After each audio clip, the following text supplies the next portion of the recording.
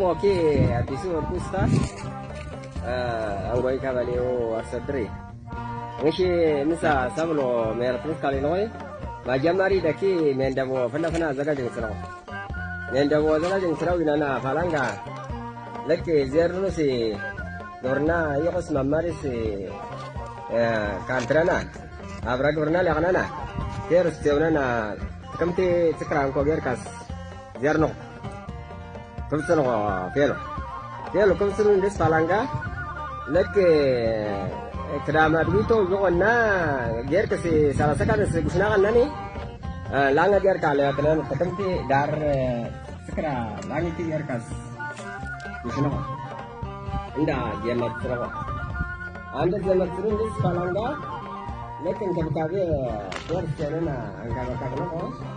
angka bakabno si Gino angka bakabno ni Yuria angin ni jauh macam mana anda tekal musi aku asalnya terus masuk cerana kalau enggak khayalnya terus buara zenana ulah dah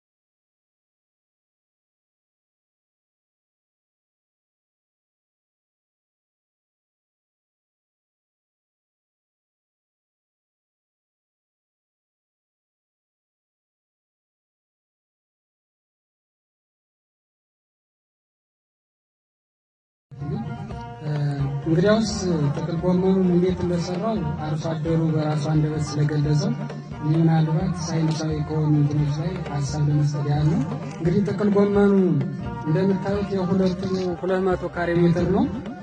200 ካሬ ሜትሩ ላይ ከዚህ 5 ሜትር ነው፣ ከዚህ 5 ሜትር ነው። ስለዚህ 5 ሜትር የተደረገበት ምክንያት ምንድነው? ውሃ በአግባቡ እንዲጠጣ ተፈልጎ ነው። ሌላኛው አርሶ አደሮች እንድትገነዘቡት የምንፈልገው ምንድነው? በማንኛውም መስኖ ውሃ ስታጠጡ አንደኛ ውሃ ብክነት ያጋጥማል፣ ሁለተኛ ንጥረ ነገሮች ስለሚሄድ የመጠጫው መጨረሻ ዝግ መሆን መቻል አለበት ነው። እዚህ ላይ የምታየው የምንፈልገው በዚህ በኩል ዝግ ነው፣ በዚህ ያመጣና እዚህ ላይ ያጠጣል ማለት ነው። አንደኛ በሽታ እንዳይተላለፍ ያደርጋል፣ ሁለተኛ ውሃ በአግባቡ እንዲጠጣና የተለያዩ ንጥረ ነገሮች ወጥተው እንዳይሄዱ ስለሚያገለግል በዚህ አግባብ መሆን መቻል አለበት ስናጠጣ የሚለውን ነገር እንድትወስዱት ነው። ሌላኛው እዚህ ላይም ስታርተር ሶሉሽን የሚባለው 2 ኪሎ ግራም በ200 ሊትር ተጠቅመናል ማለት ነው።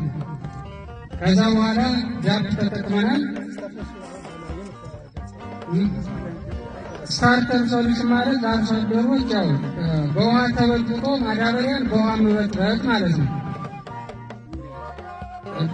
ጃፕ ነው የሚበጠበጠው፣ ዩሪያ ይበጠበጥ ጃፕ ነው። ጃፕ 2 ኪሎ ግራም በ200 ሊትር ውሃ በጥብጠን ተጠቅመናል ማለት ነው።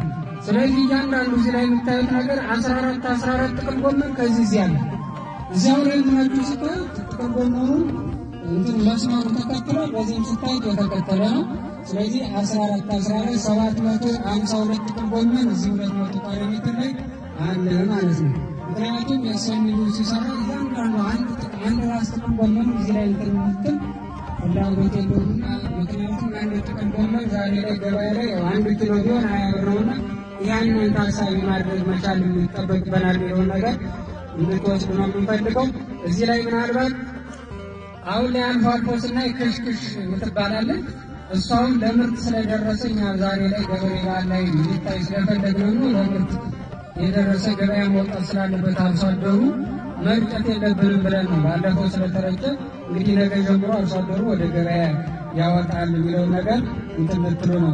ሌላኛው አርሶ አደሮች እዚህ አሁን የጥቅል ጎመን ሲሸጥ ችግራችን ምንድነው? መመዝገብ ላይ ችግር አለብን።